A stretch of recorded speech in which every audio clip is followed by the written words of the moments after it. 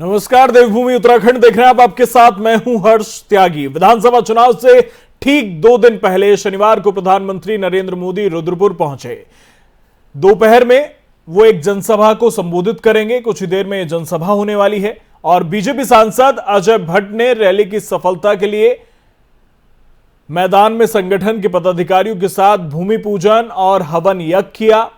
मैदान में जनसभा की तैयारियों को लेकर बैरिकेडिंग लगाने, पंडाल बनाने का काम दिन भर चलता रहा। जनसभा में 25,000 लोगों और मंच पर 35 लोगों के बैठने की व्यवस्था की गई है। जमीन से करीब 10 फीट ऊंचा यह मंच बनाया गया है।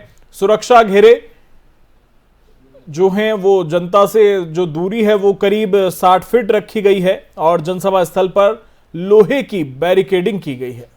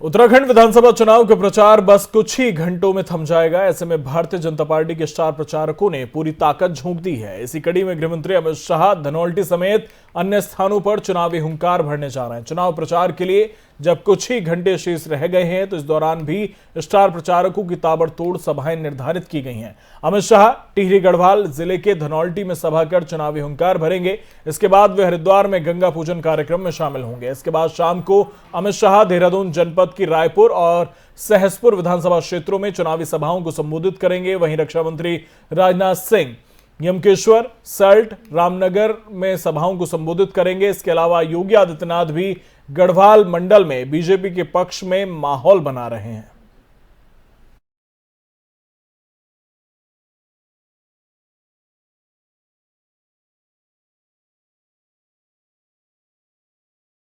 चुनावी प्रचार के आखिरी दौर में बीजेपी और कांग्रेस के स्टार प्रचारक कार्यकर्ताओं में जोश भरेंगे। आज यूपी के मुख्यमंत्री योगी आदित्यनाथ सल्ट, कर्णप्रयाग और नई टिहरी कोटद्वार में चुनावी सभा को संबोधित करेंगे। श्रीनगर बीजेपी जिला मीडिया प्रभारी गणेश भट्ट ने बताया कि योगी आदित्यनाथ आज देवराड़ी खाल मैदान बूंगीधार में उतरेंगे। यहां वो लगभग आधे घंटे श्रीनगर, सल्ट और कर्णप्रयाग विधानसभा क्षेत्र की जनता को संबोधित करेंगे। आपको बता दें कि योगी आदित्यनाथ शाम 4 बजे रुड़की से बीजेपी प्रत्याशी प्रदीप बत्रा के समर्थन में नेहरू स्टेडियम में एक सभा को संबोधित करेंगे।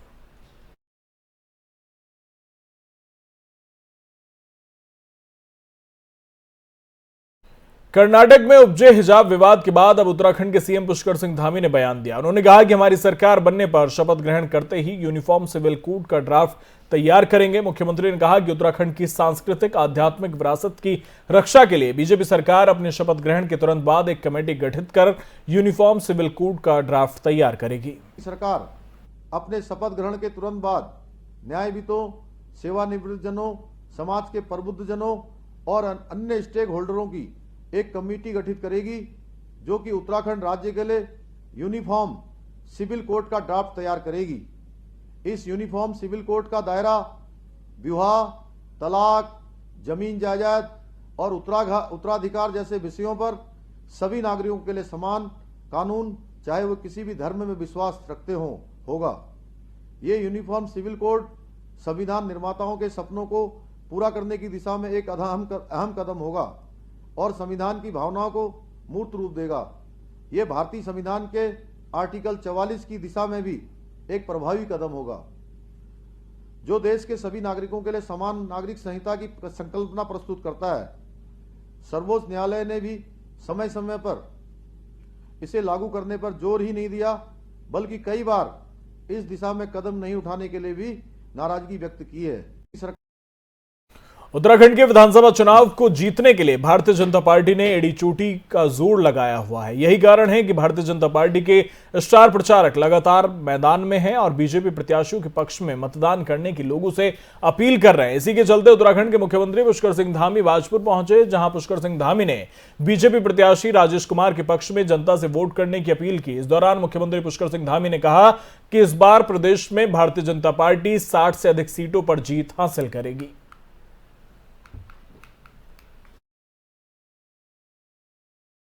कि आज हम लोग सभी जगह संपर्क कर रहे हैं, सब जगह लोगों में बहुत जोश है, बहुत उत्साह है भारतीय जनता पार्टी को लेकर, और बाजपुर में भी मुझे बहुत जोश दिखाई दे रहा है। इस बार बाजपुर की सीट भी भारतीय जनता पार्टी। उत्तराखंड में चुनाव प्रचार के अंतिम दिन बीजेपी कांग्रेस ने पूरा जोर लगा दिया है। आखिरी दिन उत्तराखंड के कुमाऊं में बीजेपी और कांग्रेस के सर्वोच्च नेता पहुंचेंगे।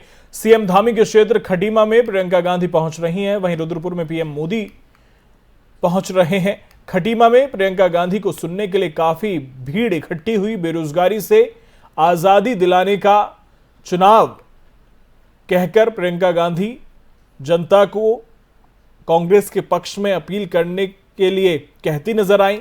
उन्होंने कहा कि पिछले 5 साल में बच्चों की उम्र निकल गई लेकिन रोजगार नहीं मिला।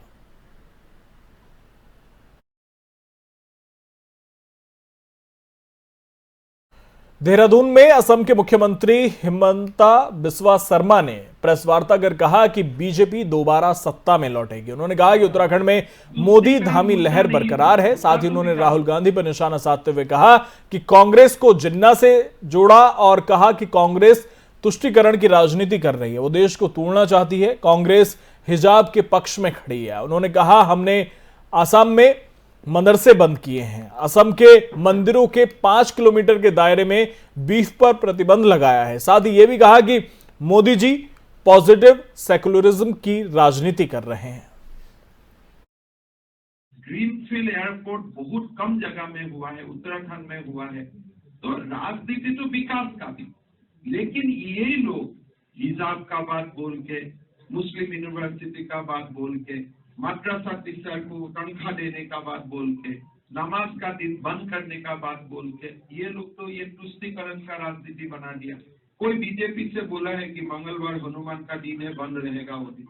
कोई तो बीजेपी से कभी नहीं बोला है बृहस्पतिवार बृहस्पति जी का दिन है, आपको उपवास रहना है, आपको ऑफिस नहीं आना है, हरीश रावत जी बृहस्पतिवार बंद कर दीजिए। ये तो कोई नहीं बोला है। और आप मुसलमान समाज में भी जाओ, कोई नहीं बोला है फ्राइडे बंद करना है। अब खूब ज्यादा से ज्यादा वो लोग माना होगा कि नमाज का समय छुट्टी दीजिए, लेकिन ये लोग तो एक तरफ आगे चला। अभी उत्तराखंड में मुसलमान लड़की है, बहन है, कोई हिजाब का डिबेट किया है क्या? लेकिन ये लोग हिजाब का डिबेट शुरू करवा दिया। और सुप्रीम कोर्ट में कौन एडवोकेट खड़ा हुआ? कपिल सिब्बल। कर्नाटक हाई कोर्ट में कौन एडवोकेट खड़ा हुआ? वो भी एक कांग्रेस का शख्स है। तो ये कांग्रेस हर चुनाव का पहले जो मोदी जी चेष्टा करता है, प्रयास करता है कि चुनाव विकास का इश्यू में चले, डेवलपमेंट पॉलिटिक्स देश में शुरू हो, लेकिन कांग्रेस बार बार तुष्टीकरण तक। ये हेमंत जी, तुष्टीकरण मुद्दा नहीं था, मुद्दा तो विकास का था कि केदार धाम में क्या काम हो रहा है। अभी मैं भी यहाँ आने वाला उत्तराखंड में कम से कम लास्ट 10 साल में महीना में कम से कम 2 महीना में 3 से 4 बार आते रहा, इसलिए मेरा बेटा यहाँ पढ़ता था। उस समय का जो रोड कनेक्टिविटी था, उस समय का जो रोड था, नेटवर्क था, अभी तो चेंज हो गया। हमारा असम में हम एक एम्स मुश्किल से मिल रहा हूँ, उत्तराखंड में 2 एम्स हुआ है। ग्रीनफील्ड एयरपोर्ट बहुत कम जगह में हुआ है, उत्तराखंड में हुआ है।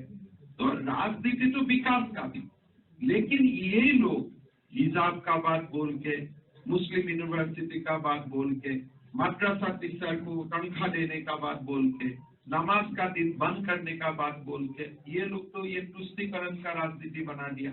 कोई बीजेपी से बोला है कि मंगलवार हनुमान का दिन है, बंद रहेगा वो दिन। कोई तो बीजेपी से कभी नहीं बोला है बृहस्पतिवार बृहस्पति जी का दिन है, आपको उपवास रहना है, आपको ऑफिस नहीं आना है, हरीश रावत जी बृहस्पतिवार बंद कर दीजिए। ये तो कोई नहीं बोला है। और आप मुसलमान समाज में भी जाओ, कोई नहीं बोला है फ्राइडे बंद करना है। अब खूब ज्यादा से ज्यादा वो लोग माना होगा कि नमाज का समय छुट्टी दी, लेकिन ये लोग तो एक तरफ आगे चला। अभी उत्तराखंड में मुसलमान लड़की है, बहन है, कोई हिजाब का डिबेट किया है क्या? लेकिन ये लोग हिजाब का डिबेट शुरू करवा दिया। और सुप्रीम कोर्ट में कौन एडवोकेट खड़ा हुआ? कपिल सिब्बल। कर्नाटक हाई कोर्ट में कौन एडवोकेट खड़ा हुआ? वो भी एक कांग्रेस का शख्स है। तो ये कांग्रेस हर चुनाव का पहले जो मोदी जी चेष्टा करता है, प्रयास करता है कि चुनाव विकास का इश्यू में चले, डेवलपमेंट पॉलिटिक्स देश में शुरू हो, लेकिन कांग्रेस बार बार। उत्तराखंड में 14 फरवरी को होने वाले विधानसभा चुनाव के लिए प्रचार अपने अंतिम दौर में है। प्रचार के अंतिम दौर में आज जसपुर में कांग्रेस प्रत्याशी आदेश सिंह चौहान के समर्थन में गुजरात कांग्रेस के कार्यकारी प्रदेश अध्यक्ष हार्दिक पटेल और हरियाणा से कांग्रेस के राज्यसभा सांसद दीपेंद्र हुड्डा ने एक जनसभा को संबोधित किया। जनसभा के माध्यम से उन्होंने क्षेत्र भर के किसानों से आगामी 14 फरवरी को होने वाले विधानसभा चुनाव के लिए कांग्रेस के पक्ष में वोट करने की अपील की। वहीं सांसद दीपेंद्र हुड्डा ने बड़ा बयान देते हुए साफ तौर पर कहा कि उत्तराखंड में होने वाले विधानसभा चुनाव में बीजेपी की केवल 8 सीटें ही आ रही हैं। उन्होंने मंच से अपने संबोधन में कहा कि कांग्रेस की जीत निश्चित है। मैं उत्तराखंड वासियों से ये आग्रह करना चाहता हूँ, विशेष तौर पे छत्तीस बिरादरी और विशेष तौर किसान वर्ग से करना चाहता हूँ, जो किसान के मान सम्मान को कुचला इस सरकार ने। हर तरीके से अपमान सहना पड़ा किसान को। 1 साल तक 700 किसानों ने अपनी जान कुर्बान करनी पड़ी। मैं आग्रह करना चाहता हूँ कि वोट की चोट से उसका जवाब दें। इस चुनाव में भाजपा के अहंकार को तोड़ें। लोगों में उत्साह है, कांग्रेस पर एक भरोसा है और 4 धाम 4 काम का जो हमारा हेतु है कि यहाँ के किसानों के लिए, यहाँ के नौजवानों के लिए, यहाँ के महिलाओं के लिए जो सपना हमने लोगों को दिया है कि एक स्वाभिमानी उत्तराखंड बनाया जाएगा, उस तहत लोगों का प्यार बहुत है और मुझे भरोसा है कि आने वाले दिनों में यहाँ पर अच्छा काम होगा। उत्तराखंड के पूर्व मुख्यमंत्री और कांग्रेस के वरिष्ठ नेता हरीश रावत ने प्रदेश में कांग्रेस की पूर्ण बहुमत की सरकार बनने का दावा किया। आइए जानते हैं हमारे एग्जीक्यूटिव एडिटर अक्षर राय से खास बातचीत में हरीश रावत ने क्या कुछ कहा। नमस्कार, जय हिंद। मैं अक्षय राय, आप देख रहे हैं FM न्यूज़। आप सभी का स्वागत करता हूं। हमारे साथ मौजूद हैं कांग्रेसी दिग्गज और उत्तराखंड के पूर्व मुख्यमंत्री हरीश रावत जी। हरीश सर, इस बार का चुनाव कुछ अलग दिख रहा है। देवभूमि में धार्मिक बातें कभी होती नहीं थी इस तरह की, जिस तरह से कोशिश एक बार की जा रही है। लगता है कि चुनाव कुछ अलग तरीके से जा रहा है। नहीं, चुनाव सही दिशा की ओर है। जनता बेसिक मुद्दों पर ही वोट करने जा रही है। ये चुनाव के अंदर, ये चुनाव देश को रास्ता दिखाएगा। लोग पेट के सवाल पर बात कर रहे हैं, रोजी रोजगार के सवाल पर बात कर रहे हैं, विकास के सवाल पर बात कर रहे हैं, गवर्नेंस के सवाल पर बात कर रहे हैं, स्टेट ऑफ इकोनॉमी पर बात कर रहे हैं। तो ये ऐसे गंभीर सवाल है जो चुनाव का मुद्दा होना चाहिए। कुछ समय से जो नैरेटिव बदल दिया गया है चुनाव का, लोगों ने इमोशनल इश्यूज पर, ऐसे इश्यूज पर जो जिनका हमारे रोज़मर्रा के जीवन से वास्ता नहीं है, लेकिन वो हमारी भावनाओं को कहीं न कहीं छूते हैं, तो वो मुद्दे गवर्न करने लगे थे। वो मुद्दे छा जा रहे थे। अब वो मुद्दे इस बार यहाँ के चुनाव में वो मुद्दे छा नहीं रहे। कोशिश हो रही है, मगर लोग कह रहे नहीं, तुम जो है तुम्हारे पिच पर नहीं खेलेंगे, तुमको इस पिच पर आना पड़ेगा जिसमें महंगाई, बेरोजगारी आदि सवाल हो। आप लोग उसको कोशिश कर रहे हैं कि उस बीच पर न जाएं, विकास के मुद्दे पर बात करें। यकीनन भाजपा का विकास से कोई वास्ता रहा नहीं है और इस विकास के मुद्दे पर किसी भी सवाल का जवाब देना भाजपा के लिए कठिन है। 60 पार का नारा बीजेपी दे रही है उत्तराखंड में, आप अपना प्रोस्पेक्ट क्या देखते हैं? देखिए, हम तो बहुत सीधी बात जानते हैं, मतदाता मालिक है। जिस तरीके से हम भगवान के मंदिर पर जाके ये तो कहते नहीं कि भगवान हमारा खर्चा है 1,15,700 रुपया आ रहा है, उतना दे दो। हम तो कहते हैं भगवान मेरी लाज रख, मुझे कुछ मदद कर किसी वो करे, भगवान से हम कृपा मांगते हैं।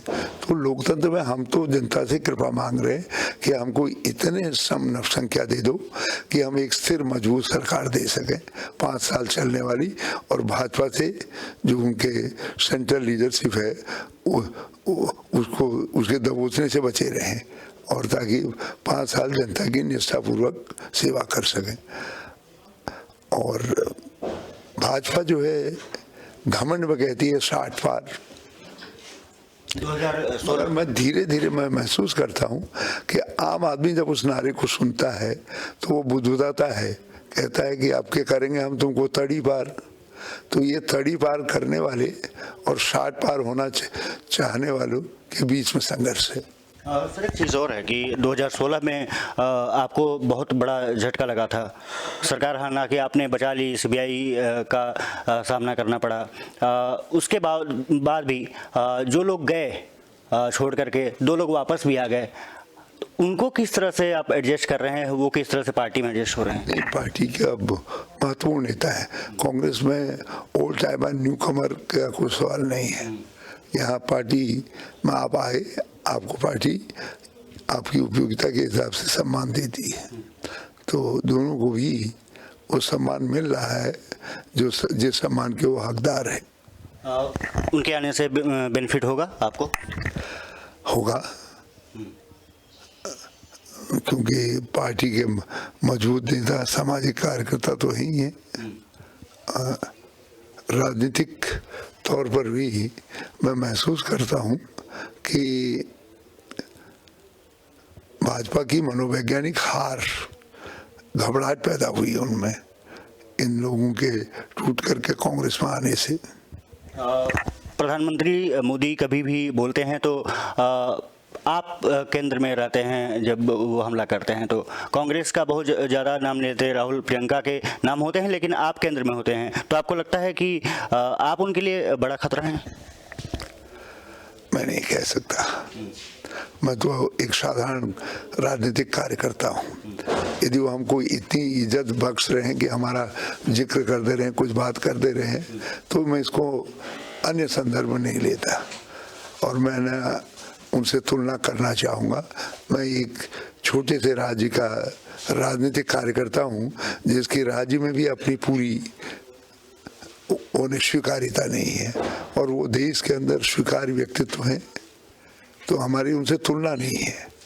मगर हम उनकी राजनीति के विरोध में हैं, क्योंकि उस तरीके की राजनीति मैं समझता हूँ उत्तराखंड तो छोड़िए सारे देश के लिए ठीक नहीं है। डायनेस्टी पॉलिटिक्स जो कांग्रेस की रही है, खास करके प्रियंका और राहुल पर, वो लगातार प्रधानमंत्री अटैक कर रहे हैं, तो इसको किस में रूप लेते हैं?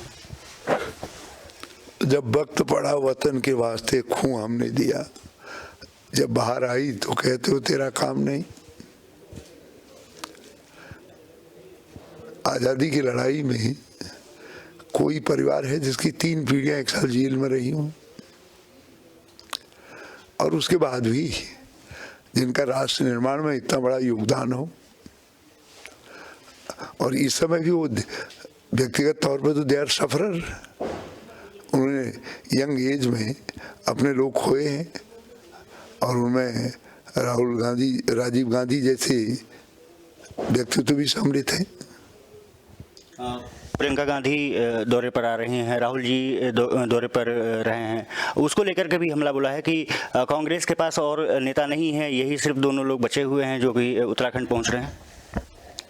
हमारे पास नेतागण हैं और लोग भी आए हैं, कल सचिन पायलट, दीपेंद्र हुड्डा आ रहे हैं, और उससे पहले सुरजेवाला साहब आए थे, और उनसे पहले भी कुछ लोग आ चुके हैं, ऐसा नहीं है। मगर भाजपा जो समझ में है, उनको ये गलतफहमी है कि उनके वो एक बड़े चेहरे के रूप में सबको छा जाएंगे, सबको दबा ले जाएंगे। लोकतंत्र में ये संभव नहीं है। कुछ समय के लिए आप छा सकते हैं, मगर हमेशा के लिए नहीं, क्योंकि लोकतंत्र चुनौती प्रस्तुत करता रहता है और ये समय ये चुनौती काल है भाजपा और भाजपा के शीर्ष नेतृत्व के लिए। एक बात और है कि उत्तराखंड ने 5 साल में 3 मुख्यमंत्री देखा है। पुष्कर सिंह धामी तीसरे मुख्यमंत्री हैं, तो वो लगता है कि फिर से एक बार आपके लिए चुनौती बन सकते हैं क्या? मैं ऐसा कुछ नहीं देखता। और फिर राजनीति में कोई आपका विरोधी है तो वो चुनौती नहीं है, वो राजनीति में आपके समकक्ष चल रहा है, आपके बराबर में चल रहा है, अच्छी बात है। सरकार बना रहे हैं आप? सरकार बनाएंगे, कांग्रेस सत्ता में आ रही है, हमको पूर्ण बहुमत मिलने जा रहा है और मुझे पूरी उम्मीद है कि पार्टी इस कार्यकर्ता का भी ख्याल रखेगी। 36, 46, 56 कितना? जहाँ पर आप अटक जाएं हम उसी को टारगेट बना लेंगे। जहाँ पर आपने संख्या बताते वक्त विश्राम कर लिया तो वहीं हम अपना मकाम बना लेंगे। चलिए सर, बहुत बहुत धन्यवाद। Thank you. तो ये थे हरीश रावत जी, तमाम मुद्दों पर हमसे चर्चा की। तो फिलहाल मेरे साथ इतना ही। बने रहिए एफएम न्यूज के साथ। नमस्कार।